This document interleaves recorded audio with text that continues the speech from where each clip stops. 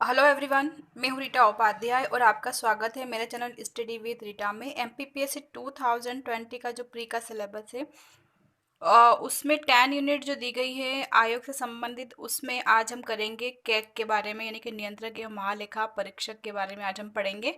तो सबसे पहले आप इसका नाम जान लीजिए कि इसे शॉर्ट फॉर्म में क्या कहते हैं, कैग कहते हैं, और इसका फुल फॉर्म जो है वो कहलाता है कंप्ट्रोलर एंड ऑडिटर जनरल इसे कहते हैं, और हिंदी में कहते हैं नियंत्रक एवं महालेखा परीक्षक। तो अब हम सबसे पहले इसके नाम का मतलब जानेंगे कि इसका नाम इस तरह से क्यों रखा गया है, और उसके बाद देखेंगे कि कार्य किस तरह से करता है। तो नियंत्रक क्यों कहा गया है, क्योंकि यह के जो सरकार होती है हमारी उसके खर्चों को नियंत्रित करता है, इसलिए इसे नियंत्रक कहा गया है। और महालेखा परीक्षक क्यों कहा गया है, क्योंकि जो केंद्र सरकार और राज्य सरकार है उसके अंतर्गत जो बड़े बड़े डिपार्टमेंट्स आते हैं उन सब के खातों की जांच कौन करता है, तो वो केक करता है, इसलिए इसे महालेखा परीक्षक नाम दिया गया है। अब ये कार्य किस तरह से किया करता है, तो इसे एक छोटे से एग्जाम्पल से हम समझते हैं। मैं एक अपने घर का ही एग्जाम्पल लेती हूँ। हर घर जैसे कोई भी परिवार मान लीजिए रहता है, तो वो अपनी एक डायरी मेंटेन करते हैं।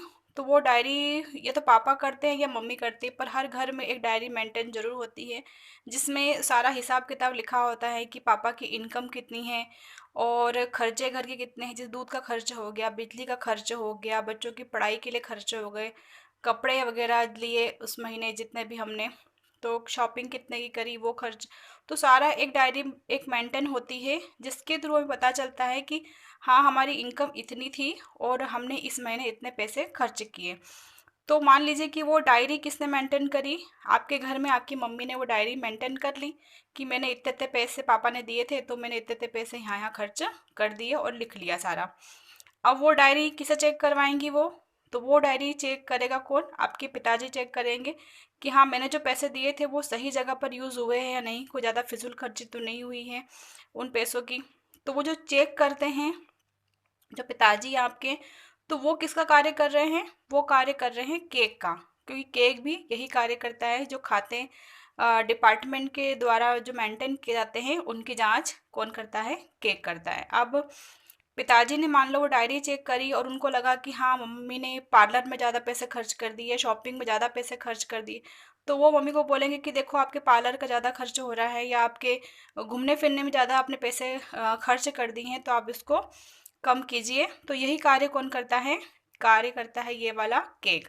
जो डिपार्टमेंट को जो केंद्र सरकार और राज्य सरकार के द्वारा जो पैसे दिए जाते हैं उन्हें संस्थान चलाने के लिए, तो वो सारा मेंटेन कर लेते हैं अपनी डायरी में कि हमने आपके द्वारा जो दिए गए पैसे थे उन्हें यहाँ यहाँ पर खर्च किया। और फिर केग आकर के उस खाते को चेक करता है कि आपने कहाँ कहाँ पर कितने कितने पैसे खर्च करे, तो वो सही मायने में पैसे खर्च किए गए हैं या नहीं किए गए हैं, कोई फिजूल खर्चे तो नहीं किए आपने उसमें। तो यही कार्य होता है केक का। आई होप कि आपको ये अच्छे से समझ में आ गया होगा एग्जाम्पल के द्वारा। तो चलिए अब आगे बढ़ते हैं। तो केक के बारे में सबसे पहले आपको दो सेंटेंस अच्छे से दिमाग में फिट कर लेना है। रात में कभी नींद में से कोई उठा के आपको पूछे तो आपको ये इसका आंसर आपको पता होना चाहिए। क्या सब इसे कहा गया है, लोक वित्त या सार्वजनिक वित्त का संरक्षक। क्या कहा गया है, लोक वित्त या सार्वजनिक वित्त का संरक्षक किसे कहा गया है, तो वो कहा गया है केक को। तो आपको ये सेंटेंस कभी भी नहीं भूलना है। और दूसरा एक सेंटेंस बोला गया है अंबेडकर के द्वारा। तो अंबेडकर ने तीन जो निकाय थे उन्हें कहा है सरकार के, भारत सरकार के रक्षकों में शामिल किया है। अब वो तीन निकाय कौन कौन से हैं, तो वो एक तो निर्वाचन आयोग, एक है संघ लोक सेवा आयोग और एक है केग। तो अंबेडकर जो अंबेडकर जी जो है उन्होंने केग को भी भारत सरकार के रक्षकों में शामिल किया है। तो ये दो सेंटेंस आपको याद रखने हैं। अब देखते हैं कि ये निकाय कैसा है। तो ये एक संवैधानिक एवं स्वतंत्र निकाय है, और जिसके कि इसका वर्णन किसमें किया गया है, संवैधानिक क्यों बोला गया है इसे, क्योंकि इसका वर्णन संविधान की भाग 5 की अनुच्छेद 148 में किया गया है। और इस पद का सृजन कब किया गया था, तो इस यानी कि केक के पद का सृजन 26 जनवरी 1950 यानी कि जब हमारा संविधान लागू हुआ था तब इस पद का सृजन किया गया था। यानी कि जो केक का पद है उसका सृजन संविधान के द्वारा किया गया है। अब संबंधित अनुच्छेद कौन कौन से हैं, तो अनुच्छेद 148 से 151 तक के जो अनुच्छेद हैं वो केग से संबंधित हैं। और प्रथम केग ऑफिस की स्थापना कब की गई थी हमारे भारत में, तो वो की गई थी 1858 में। और 1860 में एडवर्ड ड्रमंड, कौन, एडवर्ड ड्रमंड जो थे वो प्रथम केग नियुक्त किए गए थे।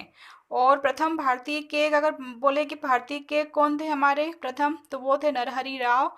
और हमारे वर्तमान के कौन हैं, गिरीश चंद्र मुर्मू। ये तीनों आपको नाम याद होना चाहिए। एडवर्ड ड्रमंड जो है वो प्रथम केग थे, नरहरि राव जो है वो प्रथम भारतीय केग थे, और गिरीश चंद्र मुर्मू जो है वो वर्तमान के हमारे केग हैं। अब हमने केक के बारे में देख लिया कि उसका सृजन किस प्रकार से हुआ है, स्थापना कब हुई और प्रथम केक कौन है।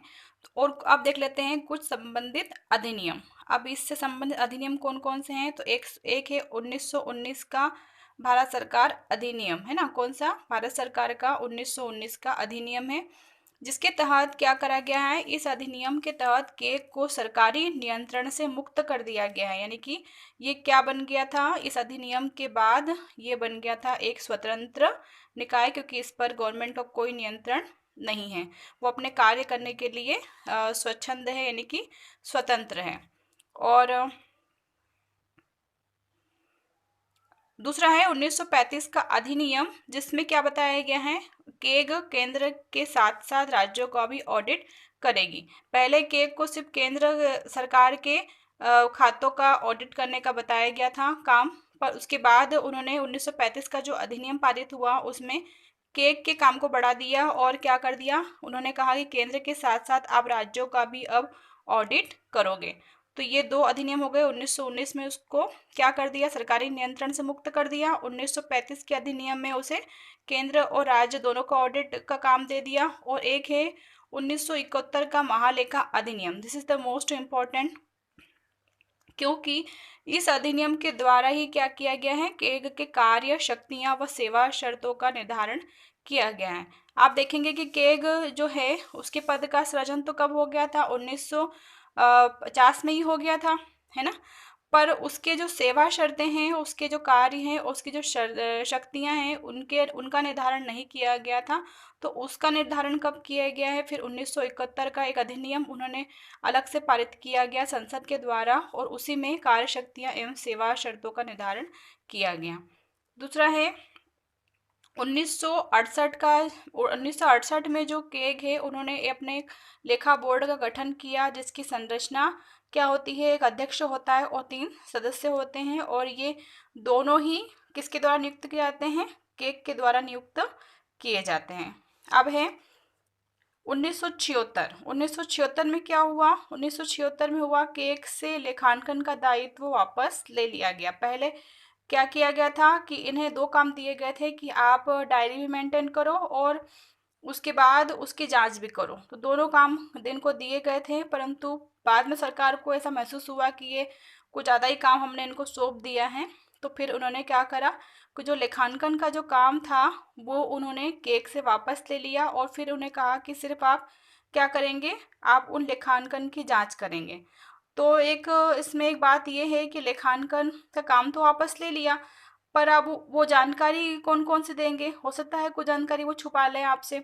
तो फिर क्या किया, सरकार ने डिसाइड किया कि आप एक प्रारूप बनाइए जिसमें आपको कौन कौन से जानकारी उनसे मांगना है डिपार्टमेंट से, आप वो सारे सारे पॉइंट उसमें डाल दीजिए कि हमें ये जानकारी चाहिए।